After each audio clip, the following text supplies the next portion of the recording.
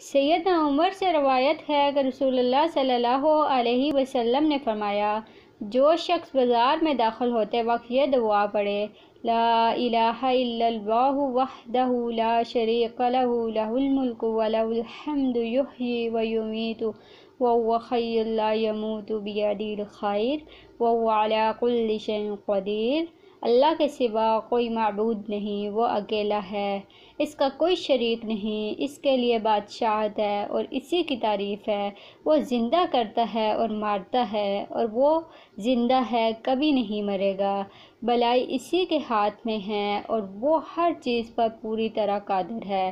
تو اللہ تعالیٰ اس کے لیے 10 لاکھ نیکیاں لکھتا ہے، 10 لاکھ گناہ معاف فرماتا ہے اور اس کے 10 لاکھ درجات بلند فرماتا ہے۔ سنن ترمذی 3428۔ ایک اور روایت میں ہے کہ اس کے لیے جنت میں ایک گھر تعمیر فرماتا ہے۔ سنن ترمذی 3429۔